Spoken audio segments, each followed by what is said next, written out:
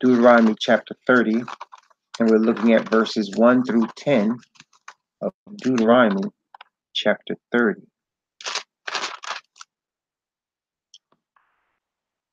And it shall come to pass, when all these things are come upon thee, the blessing and the curse which I have set before thee, and thou shalt call them to mind among all the nations whither Yahweh thy Most High hath driven thee, and shalt return unto Yahweh thy Most High, and shalt obey his voice according to all that I command thee this day, thou and thy children, with all thy heart and with all thy soul, that then Yahweh thy Most High will turn thy captivity and have compassion upon thee, and will return and gather thee from all the nations whither Yahweh thy Most High hath scattered thee. If any of thine be driven out unto the outmost parts of heaven, from thence will Yahweh thy Most High gather thee, and from thence will he fetch thee. And Yahweh thy Most High will bring thee into the land which thy fathers possessed, and thou shalt possess it. And he will do thee good, and multiply thee above thy fathers. And Yahweh thy Most High will circumcise thy heart, and the heart of thy seed, to love Yahweh thy Most High with all thy heart and with all thy soul, that thou mayest live. And Yahweh thy Most High will put all these curses upon thy enemies and on them that hate thee, which persecuted thee. And thou shalt return and obey the voice of Yahweh, and do all his commandments which I command thee this day. And Yahweh will make thee plenteous in every work of thy hand, in the fruit of thy body, and in the fruit of thy cattle, and in the fruit of thy land for good. For Yahweh will again rejoice over thee for good, as he rejoiced over thy fathers, if thou shalt hearken unto the voice of Yahweh thy Most High, to keep his commandments and his statutes, which are written in this book of the law. And if thou turn unto Yahweh thy Most High with all thy heart and with all thy soul. Deuteronomy chapter 30, verses 1 through 10. Now we turn to Isaiah chapter 58. Isaiah 58, verses 12, 13, and 14. Isaiah 58, verses 12, 13, and 14. And they that shall be of thee shall build the old waste places. Thou shalt raise up the foundations of many generations, and thou shalt be called the repairer of the breach, the restorer of paths to dwell in. If thou turn away thy foot from the Sabbath, from doing thy pleasure on my holy day, and call the Sabbath a delight, the holy of Yahweh honorable, and shalt honor him, not doing thine own ways, nor finding thine own pleasure, nor speaking thine own words. Then shalt thou delight thyself in Yahweh, and I will cause thee to ride upon the high places of the earth, and feed thee with the heritage of Jacob thy father, for the mouth of Yahweh has spoken. Isaiah 58, verses 12, 13, and 14. Now we turn to the book of Acts of the Apostles, Acts of the Apostles, and we're looking at chapter 13, and we're reading from verses 38 to 44. Acts of the Apostles, chapter 13, verses 38 to 44. Be it known unto you, therefore, men and brethren, that through this man is preached unto you the forgiveness of sins, and by him all that believe are justified from all things from which he could not be justified by the law of Moses. Beware, therefore, lest that come upon you, which is spoken of in the prophets. Behold, ye despisers, and wonder and perish. For I work a work in your days, a work which ye shall in no wise believe, though a man declare it unto you. And when the Yahudim were gone out of the synagogue, the Gentiles besought that these words might be preached to them the next Sabbath. Now, when the congregation was broken up, many of the Yahudim and religious proselytes followed Paul and Barnabas, who, speaking to them, persuaded them to continue in the grace of Yahweh. And the next Sabbath day came almost the whole city together to hear the word of Yahweh. Acts chapter 13, verses 38 to 44. Now we turn to the epistle addressed to the Hebrews. The epistle addressed to the Hebrews, Hebrews chapter 8. Hebrews chapter 8, verses 6 through 12. Hebrews chapter 8, verses 6 through 12. But now hath he obtained a more excellent ministry, by how much also he is the mediator of a better covenant, which was established upon better promises. For if that first covenant had been faultless, then should no place have been sought for the second. For finding fault with them, he saith, behold, the days come, saith Yahweh, when I will make a new covenant with the house of Israel and with the house of Judah, not according to the covenant that I made with their fathers in the day when I took them by the hand to lead them out of the land of Egypt, because they continued not in my covenant, and I regarded them not, saith Yahweh. For this is the covenant that I will make with the house of Israel after those days, saith Yahweh. I will put my laws into their mind, and write them in their hearts, and I will be to them a Elohim, and they shall be to me a people. And they shall not teach every man his neighbor, and every man his brother, saying, Know Yahweh, for all shall know me, from the least to the greatest. For I will be merciful to their unrighteousness, and their sins and their iniquities will I remember no more. Hebrews chapter 8, verses 6 through 12. Now we turn to the book of the Revelation of the Messiah. Revelation of the Messiah Yahushua, Revelation chapter 14, verses 6, 7, and 12. Revelation 14, verses 6, 7, and 12. And I saw another angel fly in the midst of heaven, having the everlasting gospel to preach unto them that dwell on the earth, and to every nation and kindred and tongue and people, saying with a loud voice, Fear Yahweh, and give glory to him, for the hour of his judgment is come, and worship him that made heaven and earth, and the sea, and the fountains of waters. Verse 12.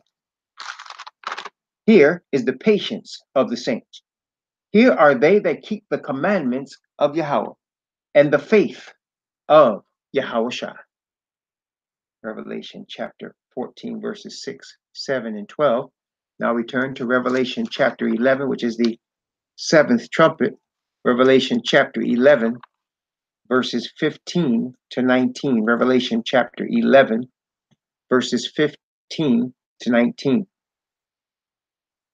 And the seventh angel sounded, and there were great voices in heaven saying, The kingdoms of this world are become the kingdoms of Yahweh and of his Messiah, and he shall reign forever and ever. And the 24 elders, which sat before Yahweh on their seats, fell upon their faces and worshipped Yahweh, saying, We give thee thanks, O Yahweh Al Shaddai, which art and art to come, because thou hast taken to thee thy great power and hast reigned. And the nations were angry, and thy wrath is come, and the time of the dead, that they should be judged, and that thou shouldest give reward unto thy servants the prophets, and to the saints, and them that fear thy name, small and great, and shouldest destroy them which destroy the earth. And the temple of Yahweh was opened in heaven, and there was seen in his temple the ark of his testimony. And there were lightnings and voices and thunderings and an earthquake and great hail. That was Revelation chapter 11, verses 15 to 19. Last but not least, we look at Isaiah, back to Isaiah chapter 66. Isaiah 66, from verse 22 to 24. Isaiah 66, verses 22 to 24. For as the new heavens and the new earth which I will make shall remain before me, saith Yahweh, so shall your seed and your name remain. And it shall come to pass that from one new moon to another, and from one Sabbath to another, shall all flesh come to worship before me, saith Yahweh. And they shall go forth and look upon the carcasses of the men that have transgressed against me. For their worm shall not die, neither shall their fire be quenched, and they shall be an abhorring unto all flesh. Praise the Most High for his word that guides and directs our paths and teaches us the way we should go. Thank you, Akath Isha, for posting those scriptures. So we have been looking at Ezekiel, and we have been studying Ezekiel, and we're in now chapter 3, and we were about halfway through chapter 3, and chapter 3 is talking about what the message is, who the message is to, and why, and who the messenger is, okay, and the responsibilities of the messenger. Now, as we study scriptures, we studied Revelation, we looked at Deuteronomy, we studied Ezekiel, we'll study other scriptures by the grace of the Most High. In terms of prophecy, okay, in terms of prophecy, we have to always understand how it relates to us in these last days. Because when we understand how it relates to us in these last days, then we'll understand more fully the message that the Most High is trying to bring to his people. Now, as we alluded to last night when we looked at Ezekiel, we understood that the message of Ezekiel was for a specific and particular people, right? We understood that this message wasn't actually given to be proclaimed to the general population of the earth, but this message was given to be proclaimed to a particular people who were scattered around the earth. And as we looked at it, we understood that Ezekiel is a priest, an Israelite priest, which means of the tribe of YAH, and that we looked at this message and we saw that this message was given to the house of Israel, to the house of Israel. And we also came to certain realizations that all the prophets of the Bible are for the house of Israel. All the prophets prophesy to the house of Israel, whether it's Ezekiel, Isaiah, Jeremiah, Zephaniah, Daniel, all to the house of Israel, and to warn, admonish, prepare the house of Israel for things to come. And as we studied Revelation, of course, we saw the same thing where it said that this revelation was given to show unto the servants of the Most High things which must shortly come to pass. Now, we understand from the Bible, from understanding prophets like Ezekiel, that his servants are the Israelite nation. That's his servants. Those are people he's raised up. And so this message is given to the Israelite people. It is a hard message in a sense that it's a message of rebuke. We also talked about last night how any person that is called by the Most High to do a work on behalf of the Most High equips them to do that work. And that work becomes very serious because you are getting a command, as it were, to do something for the creator of the universe. You are getting a command to perform an act or to do business for the creator, the Father in heaven. And so anytime he's sending you to do particular work, of course, it's very serious, and he expects faithfulness from the chosen vessel, in this case, Ezekiel. But we know that even in our day today, people are being called to do things for the kingdom. And again, I mean for the kingdom. And that, even when I say that term for the kingdom, I'm reminded because there are different people that look at different things as the kingdom.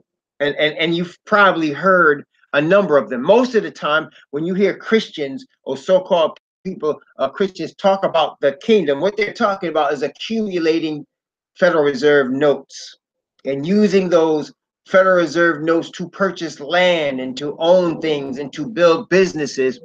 That's what a lot of Christians and a lot of people of this world claim to be the kingdom. But that is not the kingdom, according to the Israelite, according to the Hebrew that's looking for the kingdom. The kingdom is not going to be based on anything Babylonian. In fact, all of the culture of Babylon will be completely destroyed. And so it's going to be a new era, a new culture, a culture based in the righteousness of the Father, which is identified in the covenant, is identified in the life and way of the Messiah, which is in harmony with his spirit. And we saw, as we looked at the book of Revelation, that all opposition to the covenant, all opposition to the Father's kingdom of righteousness will be destroyed.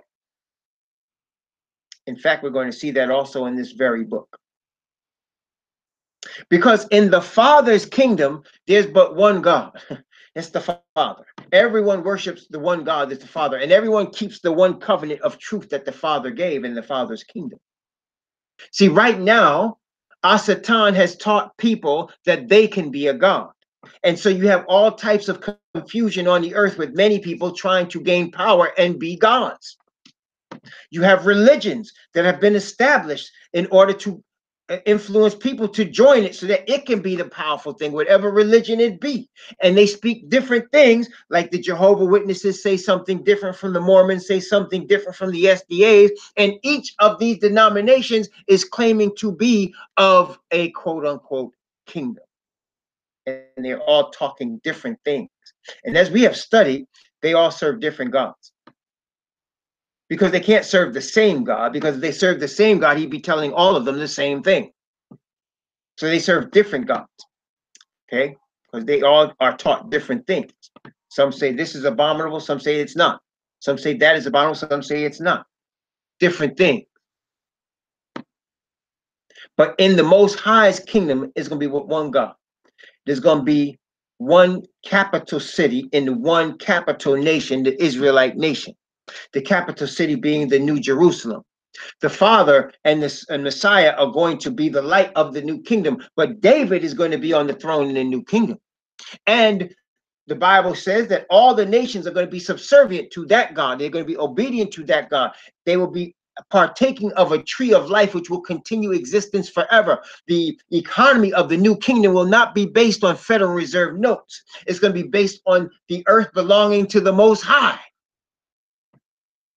and all of its fruits being shared among all the peoples of the earth. Praise the Most High YAH. Okay? Different type of kingdom altogether. There'll be no haves and have-nots. Everybody will have. Okay? Everyone will prosper. Everyone will be happy. There'll be no poverty. There'll be no disease. There'll be no sickness. There'll be no one person with billions and billions of dollars and one person or many people homeless. That will not exist in the new kingdom. It will not be according to the power of man, but according to the righteousness of the Most High YAH. That is the kingdom that the Israelites are seeking. Praise the Most High. And so as Ezekiel is being sent to his people then, so the Most High is awakening messengers today to get his chosen people prepared for the kingdom, the real kingdom that's getting ready to come on this earth and destroy and annihilate all other kingdoms and last forever, as the Bible says, even forever and ever and ever. And all opposition to that kingdom of righteousness will be destroyed. It will not exist anymore. Affliction, the scripture says, will not rise up a second time. And the people that fight against the Most High's kingdom, against Jerusalem, against his people, are going to be as though they had not been. There will cease to exist. And all of these different denominations and churches with their various teachings and their various doctrines, there will cease to exist. And the people that lead them, which the Bible calls the beast and the false prophet, will cease to exist. They will burn in the lake of fire. And so Ezekiel being called to the Israelite people at this time, the Israelite people were in captivity just as we are today. The Israelite people had lost their nation because of the sins of their fathers, just as we have today. The Israelite people were being warned, and the Most High, as we saw last night, was preparing his messenger, his prophet, to send to the Most High, to his chosen people. And he told them, these are some difficult people you're going to be dealing with. They're not going to listen to you because they ain't even listen to me. Okay? They ain't even listen to me. They're not going to listen to you. But I'm sending you. And then he said to them in Ezekiel chapter 3, which we saw last night. In fact, let's begin at verse 11. Ezekiel chapter 3. I'm going to read from verse 11 and go down to verse 14. Ezekiel 3. This is where we started. This is where we actually stopped last night. From verse 11 to verse 14. Notice what it says. And go get thee to them of the captivity, unto the children of thy people, and speak unto them, and tell them, thus saith the Most High Yahweh, whether they will hear or whether they will forbear. Then the Spirit took me up, and I heard behind me a voice of a great rushing, saying, Blessed be the glory of Yahweh from his place.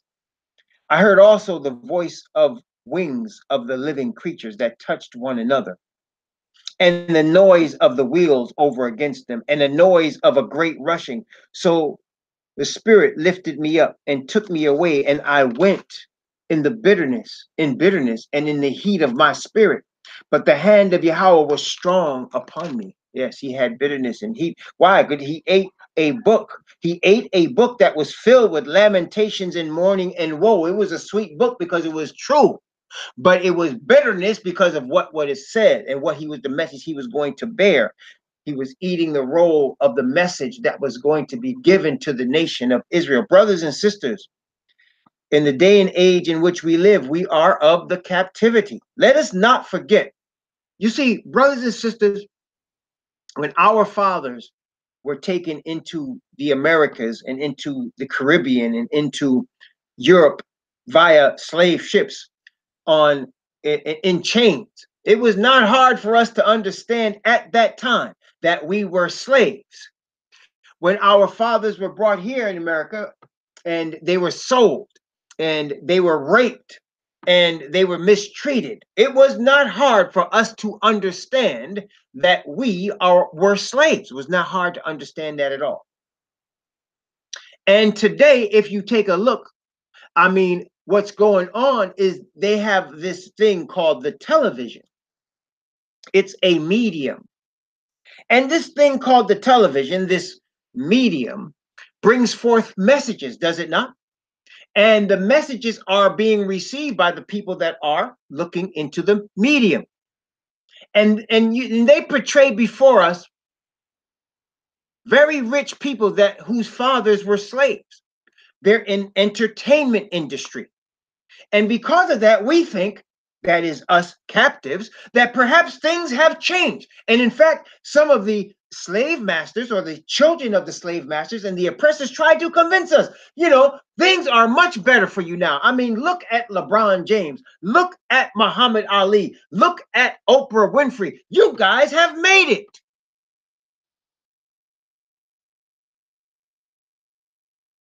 And of course, the medium is lying to us.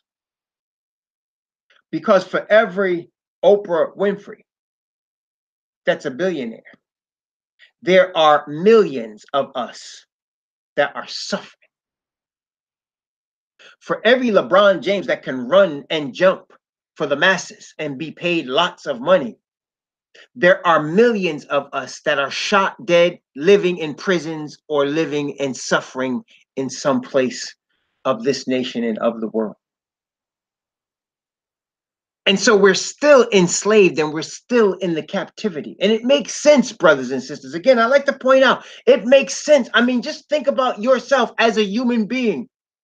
If you happen to have been an oppressor, let's say you were going for yours, right?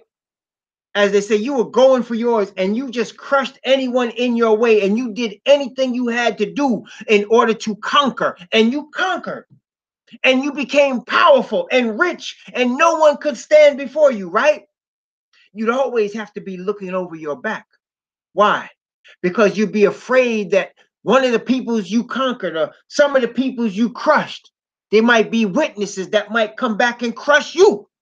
You always have to be looking over your back, right? Because you just never know if the stuff that you have accumulated will be taken from you the way you violently took it from someone else.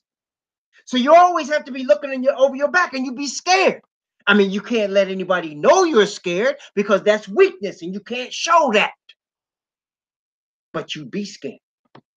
And you try to do whatever you could do to keep the people you have overcome, because you will be afraid that if they ever rose up and they remembered all the things you did to them, they'd be afraid of the retribution that would come back. This, what I just described, is the absolute situation in terms of the Caucasian person. That's the way they are, especially those in power. They totally understand what I just said to you. They totally understand. We don't get it. That's the problem. We looking at Oprah and LeBron and we thinking, well, maybe they're right. Maybe it's not so bad. Even though you look at your paycheck and you look at your monthly bills and they just don't fit. Right? And you're saying, wait a minute, but maybe it's not so. Maybe it's just me. And they're telling you, well, it is you. You just lazy. Pick yourself up by your bootstraps. You just lazy. But brothers and sisters, how can you call a people lazy that have worked from sun up to sundown for free for 300 years? How can you call a people lazy that work 2 and 3 jobs just to be able to pay some of their bills? How is that? That's what the medium of the propaganda is about. So we are definitely captives. And it is to us, this message, and to our fathers of Ezekiel is for. Why we are captives? Because we have sinned against our Creator. It's not because our skin is brown and has melanin in it. No, it's because we have sinned against our Creator.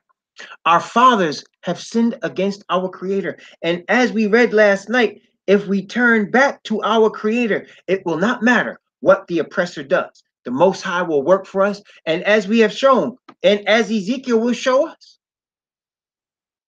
they're going to get theirs. They're going to get what's good. The thing they're fearing is going to come upon them. They're going to get what they got coming. Because nobody gets over. What comes around goes around. And as you reap, as you sow, that's what you're going to reap. So yeah, you're going to get it. It's coming. It is coming. But for us, just like for our fathers as they were in Egypt, it's not for us to worry about that. Our concern is to be obedient to the Creator, as the Egyptians didn't understand, but our fathers were taught by Moses, put that blood over your doorpost, keep my commandments, come back to the Sabbath. Understand who you are and where you come from. You're not Egyptian citizens. You are the children of Abraham, Isaac, and Jacob in Egypt. And it's the same today. We're in the captivity.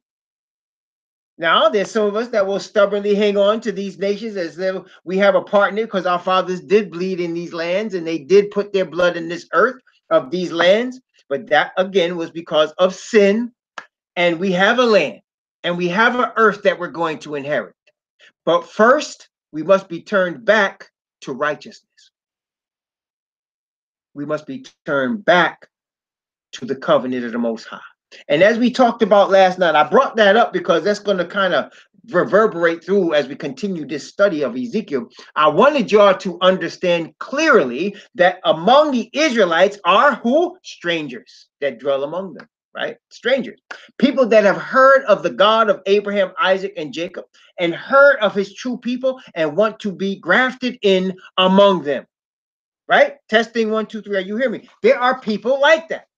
They understand this whole thing is corrupt, and they can see afar off and know that this whole system is going to be destroyed. And they also understand the affliction that have come upon the true Israelite people, and they want in on the blessing. They want in on the blessing. You can't blame people for that.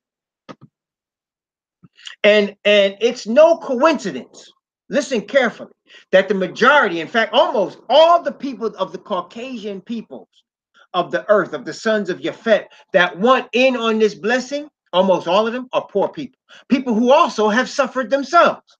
Isn't that true? I mean, that's really what you see. When you see people come into this truth, mostly it's people who also understand themselves what it feels like to suffer, what it feels like to be oppressed, what it feels like to be abused. They understand. And so they can relate when they see groups and large masses of jails filled with Hebrews. They can understand. They say, oh man. They can understand when they see ghettos filled with crack cocaine and cops killing people in the street. They understand what it feels like. And so you'll have a minority of people from among the Caucasians that will come as strangers among the Israelites. And most of them have experienced what we have experienced. But your middle class, or those wannabe middle class, that front, or those upper class, or those affluent, and those leaders in religious institutions, they won't want any part of it because they think they God.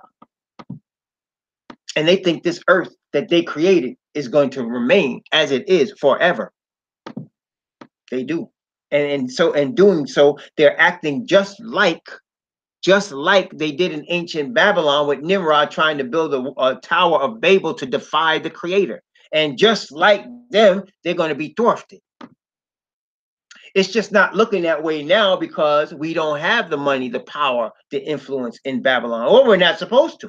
Our power is in the creator, and he about to flex, and we need to be ready. So here's Ezekiel being sent. Just as then, so now the 144,000 are being prepared and sent. And they are not calling the earth, they're calling the Most High's people out of the earth. And among those people, there's going to be some strangers that are going to understand the message, and they're going to take the steps forward just like some of you did. But the message is for the Israelite nation. It's for his chosen people that have been abused. That's what the message is for, and that's what Ezekiel's for. And he is being prepared to send it just as we are being prepared. We are being prepared. That's a strong situation. And it's a very serious responsibility. And let's look and see what the Most High told his messenger that he has chosen and prepared for this message that he's about to bring to the chosen people. Notice Ezekiel chapter 3 from verse 15, down to verse, let's see, from verse 15 to 19. Let's look at that. Then I came to them of the captivity in Tel Aviv that dwelt by the river Kabar. And I sat where they sat, and I remained there astonished among them 7 days. And it came to pass at the end of 7 days that the word of Yahweh came unto me, saying, Son of man, I have made thee a watchman unto the house of Israel. Therefore hear the word at my mouth, and give them warning from me.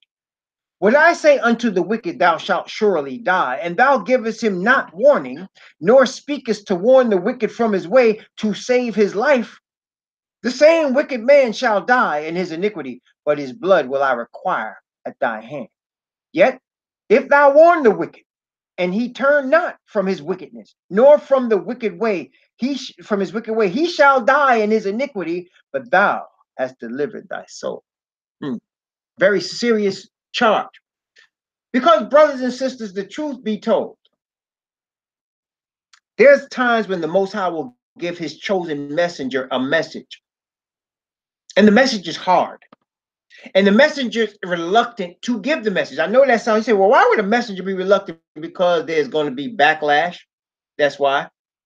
Jeremiah said, man, when I open my mouth, every time I open my mouth, they come against me and they want to kill me.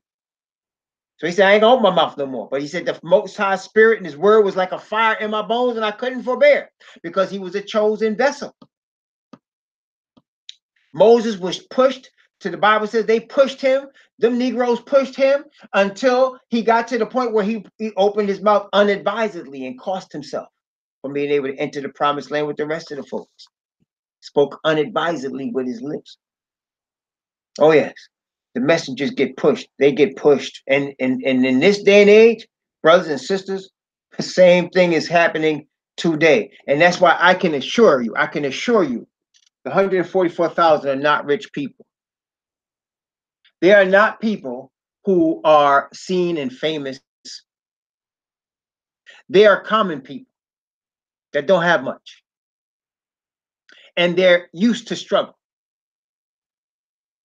And the Most High is preparing them because they're going to go through some stuff in order to get the message to his chosen around the earth. But he's going to preserve them as he preserved Ezekiel and Jeremiah and Isaiah and Moses and all the prophets. He's going to preserve them as well. especially Elijah, because they are very much associated with Elijah the prophet. So he gets this warning, and he tells the Most High, saying to them, and I want you to notice, he said he came to them of the captivity at Tel Aviv. So you can kind of, as you study the book of Ezekiel, you will see that there were neighborhoods where the people that were captives lived together in neighborhoods, just like today. Like today, we call it a black neighborhood, right? That's what we call it. It's a black neighborhood, or you might say a working class neighborhood, right? That's what we call it today. He said, them of the captivity. Brothers and sisters, again, I just want to stress, y'all understand that if you owe money, if you don't own the place that you own outright where nobody could ever take it from you for taxes or anything, if you have to get up and work for somebody every day or depend on people that work in Babylon to buy your good or services because you're self-employed, you're in the captivity. You are in the captivity. Okay. Now, there are some that make more Federal Reserve notes than others in the captivity, and they live a little better, right? But those of us that are at the bottom or in the middle class or below, we understand you're in the captivity. You can't just go and do things when you want to. You can't afford to go and do things when you want to. You got to pinch your pennies and watch every month when your money comes in, because you got to make it last till the next month. And you just about one payment of either a Social Security or a paycheck or two payments away from being homeless with nothing. That's the majority of the people, actually, that are of the captivity. And you guys know what I'm telling the truth. If I was to miss two paychecks, I might be in serious trouble. If you were to miss two Social Security payments, you would be homeless, right? If they messed up your paperwork and didn't send your SSI and your disability payment, you're in trouble. That's where we live. That's how we live. That's the captivity. So he went to they of the captivity, and he was astonished. The Bible says he sat there for 7 days. Well, wouldn't you be? The Most High shows you his glory. He shows you the four beasts in his throne. And then he tells you what you get ready to say. He's giving you a message that you're going to give to the people. And it's not a nice message. And your people are already in trouble. I mean, they lost their city. They've already been taken captive into other nations. And now you're coming with a message that's even harder. He sat astonished for 7 days. Then the Spirit came to him and told him this. Listen, I'm going to tell you something. When I tell you to warn the people and you don't warn them and they die in their sin, yeah, they're going to die in their sin because they deserve it, but I'm going to blame you because I gave you a message for them. But if I give you a message and you warn them and they don't turn from their sin and they die in their sin, they're going to die in their sin, but you delivered yourself because I gave you the message and you gave it to me. Again, I want to stress, Ezekiel didn't appoint himself, this watchman. As you see, he says in verse 17, Son of man, I have made thee a watchman. See, Yah appointed Ezekiel as the watchman. We talked about this last night. Messiah didn't appoint himself as Messiah. He didn't appoint himself as the high priest. The Father appointed him as the Messiah. The Father made him the high priest. Because in the Father's kingdom and in the Israelite economy, it is Yah that gives the commands. What we do is obey the commands. Huh? And it's him that gives the command. So we are obedient to him. And we're only obedient to man in as far as it doesn't mess around with us being obedient to Yah. And we talked about this in the book of Daniel, how Hananiah, Mishael, and Azariah were faithful in the Babylonian kingdom. They had positions of power in the Babylonian kingdom, and they were faithful until the day that Nebuchadnezzar decided to build this image and then demand that all the people worship this image. Until he did that, they were cool. But when he came and demanded that everybody bow to this image, there was a problem. And they were going to be obedient to the Creator, the Father, Yah. And that was a problem for Nebuchadnezzar.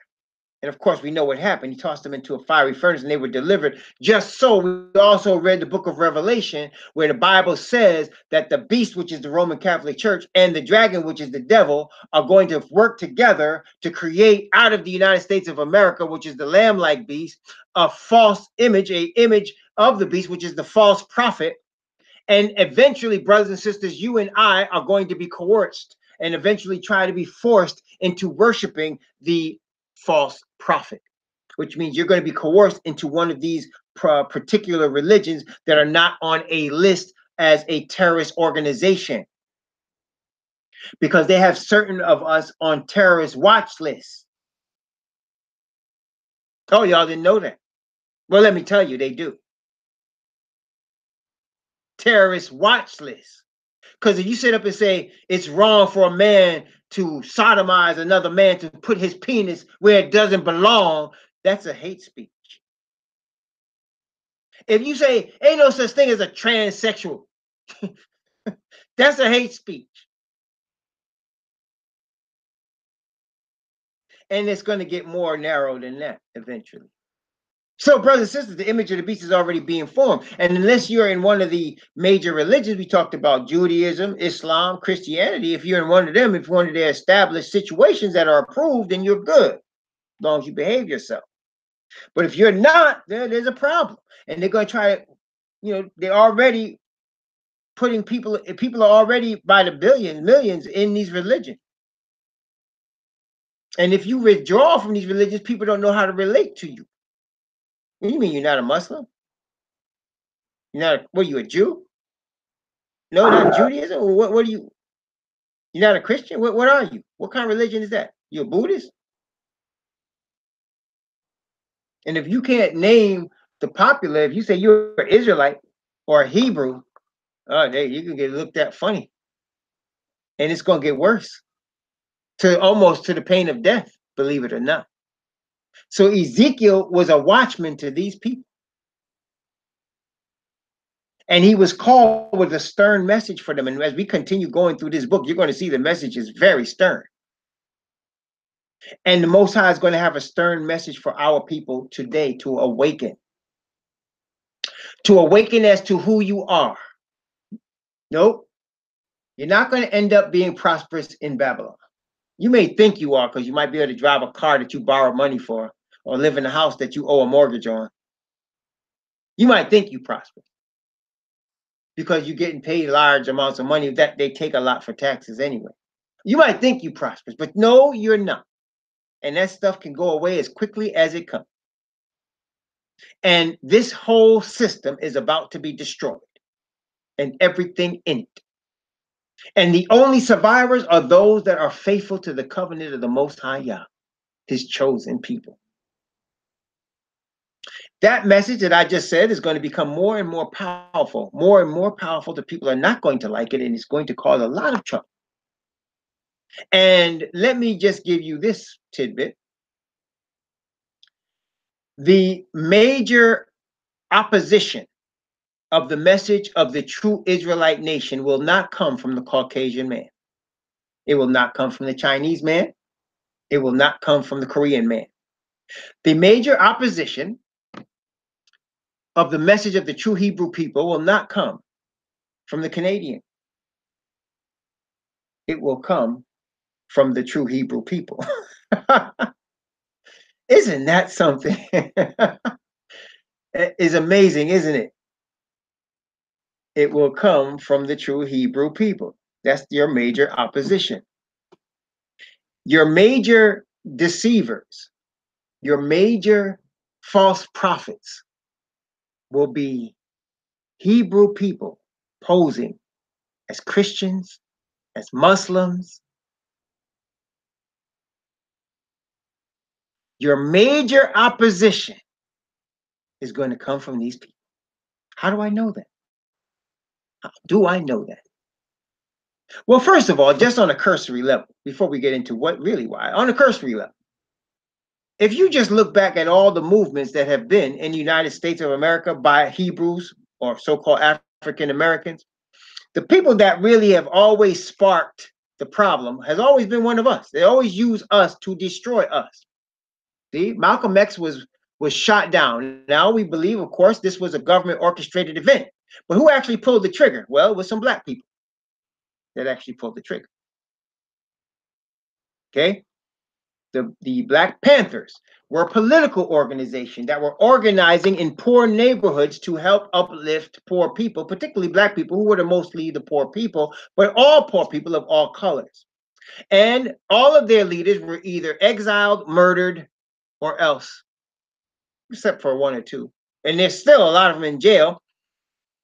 And they were turned in by black people posing as Black Panthers. See, this is always the situation. But in the Bible, we know, wait a minute, was not Joseph sold into slavery? Was not Joseph an Israelite sold into Egyptian slavery? Well, who sold him into slavery anyway? Was it the Syrians? Was it the Canaanites? I mean, who sold him into slavery anyway? Was it the Syrians? Oh, it was his brothers. Yes, it was his brothers that sold him into slavery. Wait a minute. When we were in the West Africa, us who came on these transatlantic slave trade, when we were in West Africa, who was it that sold us to the Portuguese? Who was it that sold us to the English and the French and the Spaniards? I mean, who was it? It was Hamitic people that looked like us, and it was some of us. That's the truth. It was Hamites that looked like us, and some of us. Well, again, when the Apostle Shaul was doing what he was called to do in bringing the message of the Hebrew Messiah to the Gentiles, was it the Gentiles that were his greatest opposition? I mean, he did have opposition from the Gentiles, but who was his greatest opposition?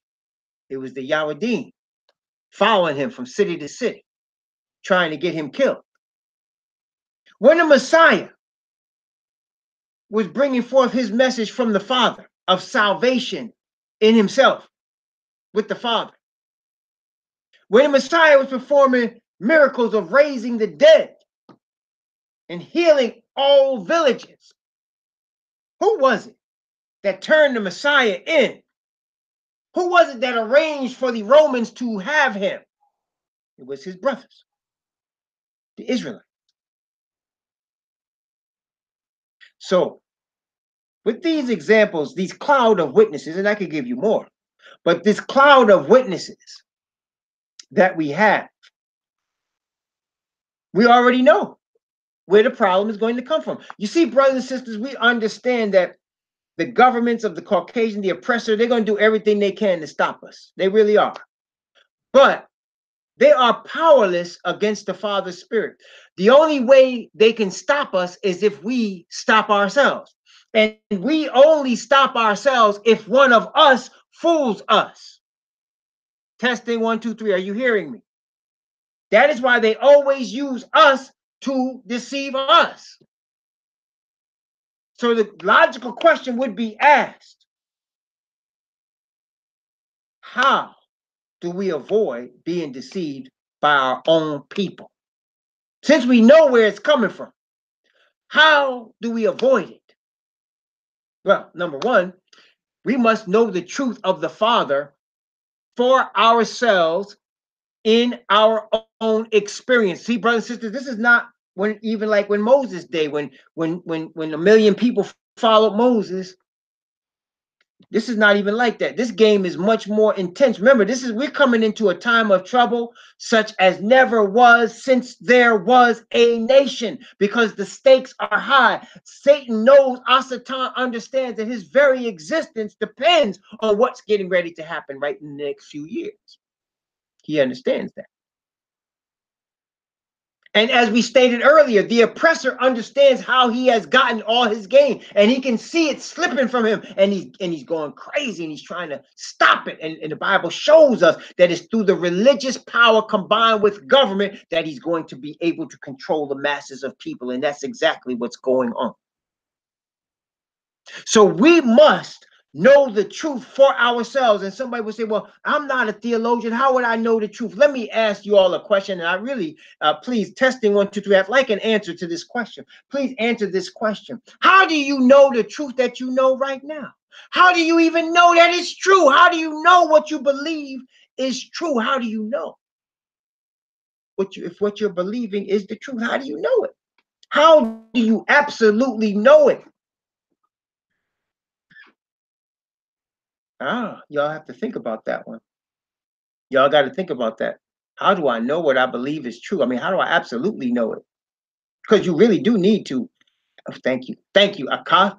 Thank you, Akah. Yes, there is a spirit. You see, brothers and sisters, the Father in his infinite wisdom operates in his spirit. That's why there are 7 spirits before his throne that are sent throughout the earth. You can't grab air. You can't stop his spirit. And so, brothers and sisters, as we are sincere, you see, there is such a thing as evil. There is such a thing as righteousness. There is such a thing as truth, and there is such a thing as error. And so, because the Father, we believe the Father, there's a creator who made the heaven and the earth. We believe this because of the spirit in us. We believe also that his spirit of righteousness will guide us, because all we want, this is where it is, here it is to glorify him. You see, if you in your heart of hearts really understand that you want to, at the end of it all, you want to glorify your creator, you want to glorify your Father, the spirit of the Father will make absolutely certain that you will not be deceived, because you are seeking to glorify him. You're putting your trust in him. He's not going to let you be deceived. He's not going to allow it.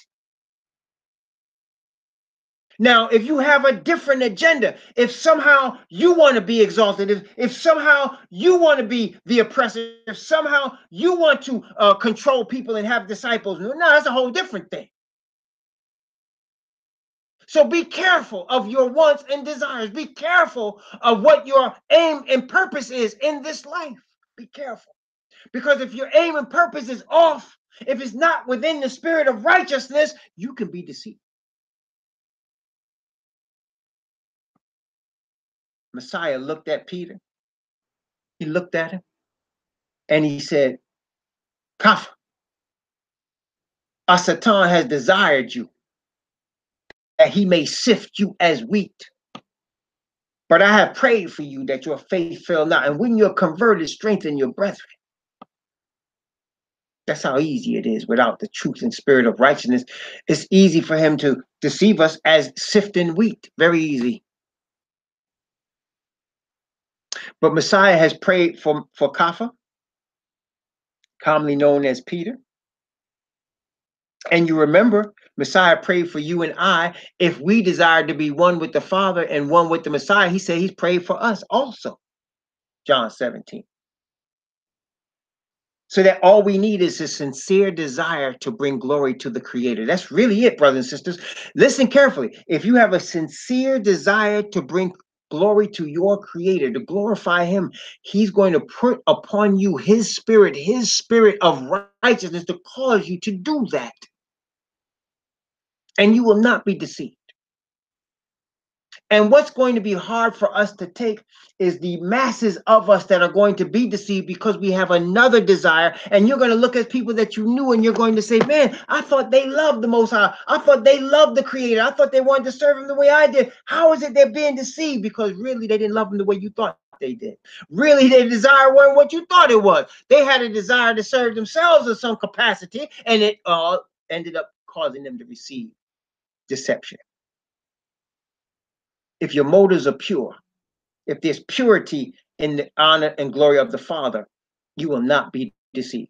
And the Spirit will always bear witness with your spirit what is true and what is not true. Oh, you might at first say, well, you might have to fight with yourself a bit because your spirit is fighting against your flesh, and you're wondering, is this true or not? I wanted to believe it, but I'm not sure. Or I don't want to believe it, and I'm not sure. Eventually, though, your desire to bring glory to the Creator, to your Creator, your desire to bring him honor, to be obedient to him, will cause you to know what is true and what is not true. Will cause you to know. And the more in tune you are with the Father's Spirit, and the more you read His Word, and that's what ends up happening. I mean, when you study the Bible with the Father's Spirit, it speaks to you. The Bible does speak to you. And y'all know I'm telling the truth. The Bible will talk to you, unlike other people that read it for whatever reason they read it. When you are reading it with the Father's Spirit, He's talking to you. And He's guiding you by His Word. And you can't even understand it, but it's happening. And we praise Yah. That's why money is not important. Position and power on this earth is not important. All that's important is we receive the Father's Spirit and we're obedient to His Word. And we give Him the glory, because at the end, He's going to get the glory. At the end, His kingdom is going to reign. At the end, it's going to happen. But He's making it as if it's not now, because He wants only the sincere. Those sincere, He wants those. And He's using all this stuff that's happening now to weed it out. And so, yes, He will use us to deceive us. I mean, look, He does it to the Caucasians all the time. Some Caucasian man stands up and runs for president and says the right thing, and all of them run into him, right? I mean, He does it to them all the time. I mean, they showed one of the poorest areas in the United States is this area of land that's between West Virginia, in the mountains of West Virginia, and in Ohio, the Ohio mountains. I mean, these people, their lifespan is only into their 30s. They're very poor, straight, very poverty stricken. And most of them are Caucasian. And they vote for people like Donald Trump. They vote Republican all the time. And they think that these men, because they look like them and they're promising them things, they think they're helping them. And they're actually voting for people that are trying to destroy them. But they don't realize it, because the people look like them, they sound like them. Some of them, you have a Bill Clinton with a Southern drawl, and they start trusting them, and they all are out to get power for themselves and to destroy the poor. So it happens to them all the time. You can see it. And it's the same with us, with the Hebrews. You get a Louis Farrakhan that stands up in somebody's church somewhere and speaks some stuff talking about he's a Baptist or whatever, and he making up doctrines that Elijah Muhammad, his son, is already exposed as false, and people still follow because he sounds like them, he looks like them, he can relate to them, and they follow him. And he's a false prophet. Louis Farrakhan's a false prophet. Okay. And we do it all the time. Barack Obama, I admit, it happened. Barack Obama, I have never voted for no Democrat. I haven't. I mean, I knew Republicans were no good, but I knew Democrats wasn't either. I couldn't vote for either of them. Barack Obama, here he come, man. And this black man is in front of the masses, and I'm seeing Caucasian people yelling for him, and I can't believe my eyes. And I'm looking, and I'm hearing them talking. I'm like, whoa! And I got to see if I voted for him. I voted for him twice. And I'm honest, I'm gonna tell you, I wanted to see a black man walk in that White House. I wanted to see it. And it caused me to be deceived. It did. But now, as I look back and I'm realizing everything that's happened, I've learned. And I praise the Most High. See, brothers and sisters, again, we talk about this as we study the Word, as we walk with the Most High. There's things we learn, and there's things that have to be unlearned, right? And there's things we used to trust in that we can't trust in anymore. This whole political game is a sham. It really is. It's a sham. We're being bamboozled. We're being hoodwinked by the media, by the people being hoodwinked. These presidents don't do nothing for anybody that really needs something. These governments are only keeping you calm while they take power.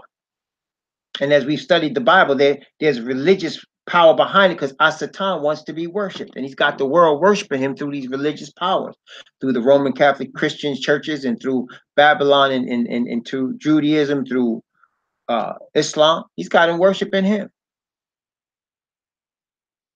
We could only trust the Father. We could only trust His Spirit. We could only trust His righteousness. Can't trust none of these people. And people that look like us and sound like us are going to be the ones that are used to try to deceive us, which is why we need to know His Word for ourselves. We need to be familiar with His Spirit of righteousness for ourselves. We need to make sure every day. And that's why I pray often, brothers and sisters. Sometimes I'll just tell you the truth. When I get ready to pray, I do pray for y'all. I pray for my brothers and sisters, my aunts and uncles all over the nation that's scattered. I pray for my wife, my children, my family. I pray for the forgiveness of my sins and the sins of my father. But sometimes I get on my knees and I just want to make sure I'm following the truth, that I'm bringing glory to the Father. Sometimes I just want to make sure his spirit is with me. Sometimes I just want him to reassure me that I'm walking in the right path and I'm doing the right thing, because I want to give him honor and glory. I don't want to give honor and glory to anything, anyone else.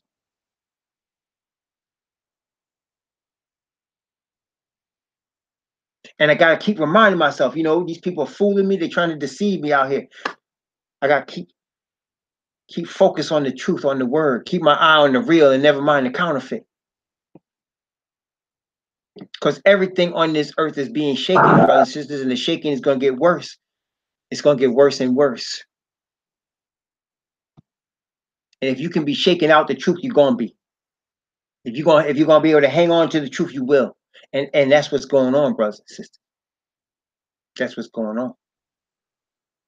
And as time goes on, I'm finding I'm getting more and more closely associated with the word of the Most High and with his spirit more and more, because I'm seeking him for that.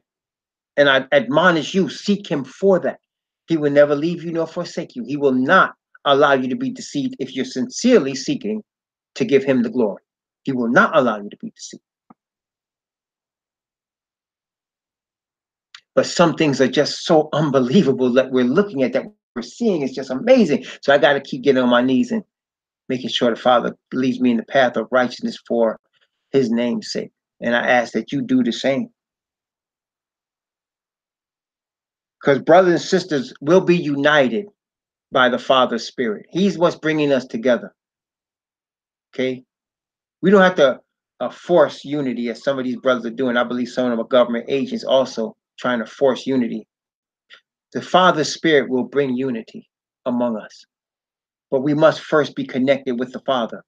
We must first be connected with the Father in the name of the Messiah, Yahweh, so that we are walking in the way he would have us walk. And as we are all recognizing each other and bearing witness to that, we will be drawn together. It's going to happen. And it is happening. Praise the Most High.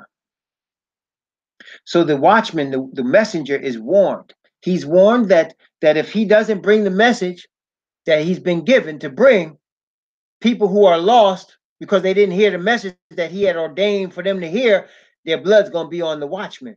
And brothers and sisters, again, I want to stress, every pastor, every teacher, everybody that raises up a Bible and claims to be a teacher or minister is under the same curse. Remember, we have to give an account. And if we have the money and power, we're going to have to give an account for that. I've met many pastors. They so comfortable. They pimping their congregations, and they think that the Lord gave them the congregation to pimp. They think it's the Lord blessing them when they have all of these cars and houses, and there's people all around them that don't even have food to eat. I've seen it many times. And they got people believing that by giving them money, that the Most High's blessing. By giving them money, they themselves get blessed. It's a scam. And they're going to have to give an account. Have to give an account. All of us that claim to be teachers of the Most High's word are going to have to give an account. And there's going to be many people that are going to realize too late that they were following a lie.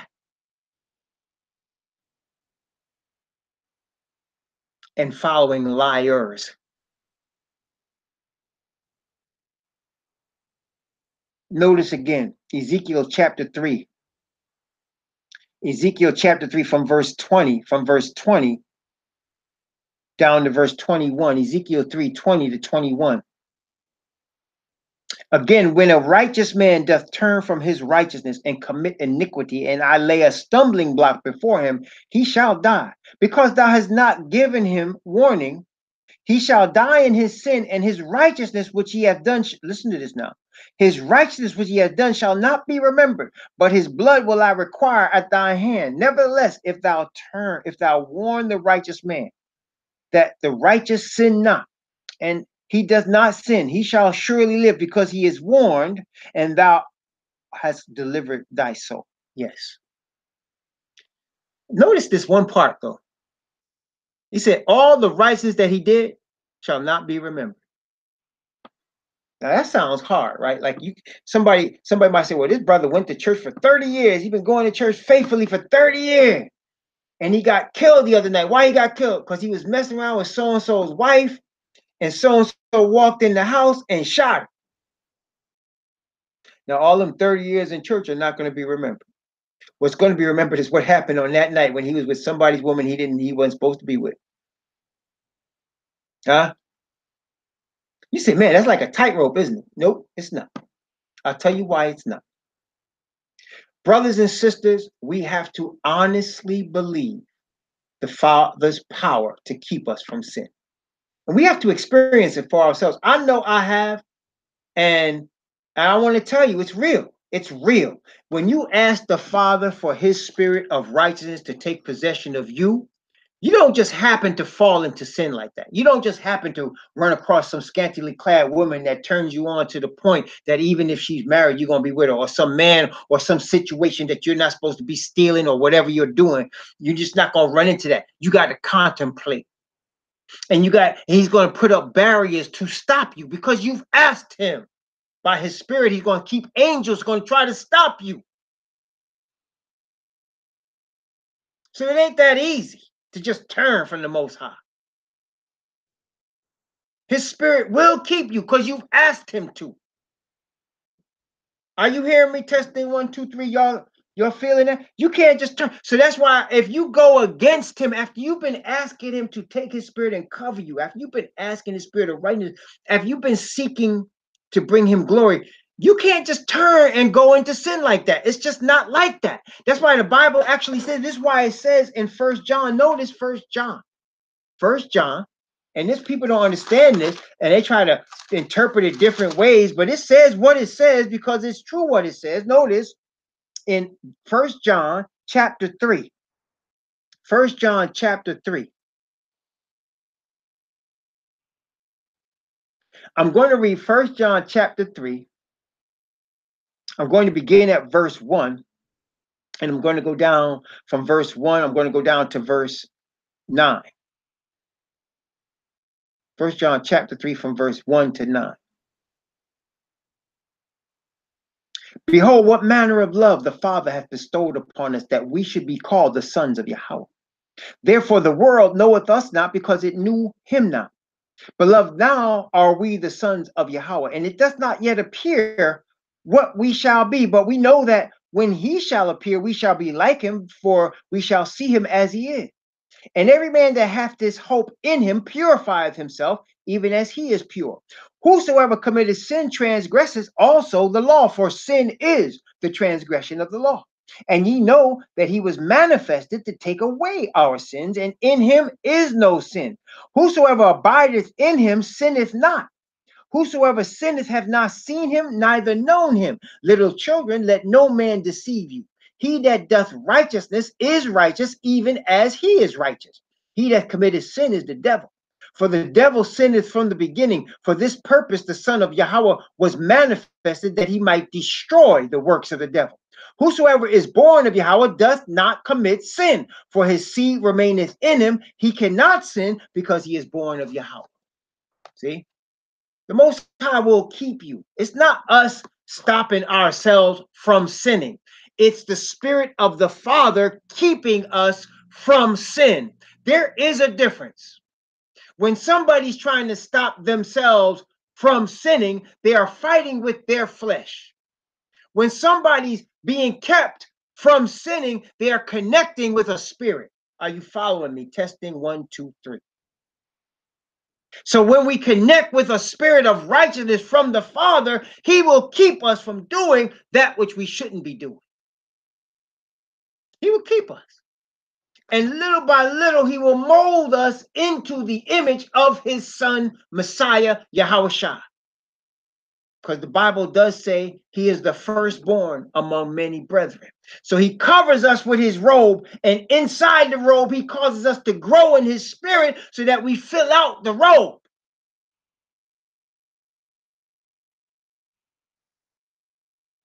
And that's how we stop from sin. It's not us in our own strength and power being able to overcome sin. It's the Father's Spirit overcoming sin in us.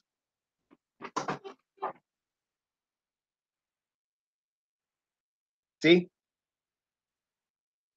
And that's why when a righteous man turns from his righteousness and committeth iniquity, what he did before is not going to matter. See, if I decide tomorrow I want to go for mine, I'm gonna take Asatan up on his deal. I'm gonna bow down to him and I'm gonna get the billion that I've been looking for. I'm gonna get that billion. I'm gonna live on top. All the preaching and teaching and baptizing I did don't matter. It's not even on the record no more. That's done. And my sin that I sin in, that's what's on now. That's what's there. But see, I have no desire for that. And it's not because, I'm so strong. It's because the Father's Spirit has put it in me that I don't care about that anymore. I don't. That doesn't matter anymore. The Father's Spirit has put it in me that stuff now repels, is a reproach to me. I see how fake it is. I see right through it. I never did before, but I see right through it now. It's fake. I don't want anything to do with it.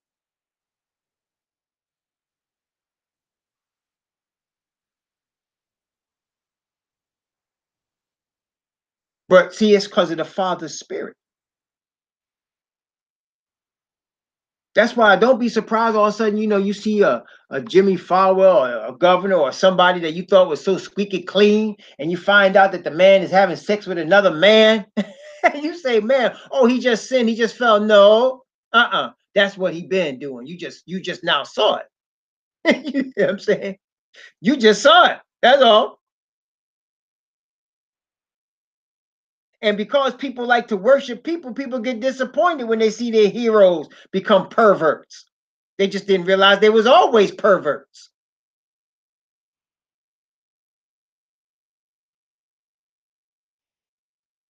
Nah, brothers and sisters, as we continue to seek our Father, repenting of our sin and the sins of our earthly fathers, and we seek the Father's Spirit of righteousness, that Spirit will keep us and keep us from sin. It will keep us from sin so that we're not concerned with sin. We're more concerned with giving honor to the Father. That's what we're concerned with. See, the focus is not on whether or not we're going to sin. The focus is, how can I give honor to the Father today? And he will show you how. By his Spirit, he'll show you how to do it. Praise the Most High YAH. He will show you how.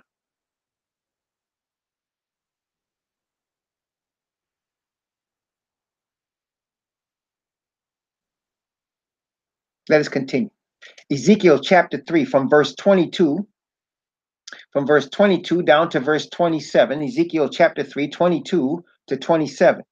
And the hand of Yahweh was there upon me, and he said unto me, Arise, go forth into the plain, and I will there talk with thee. And then I arose and went forth into the plain.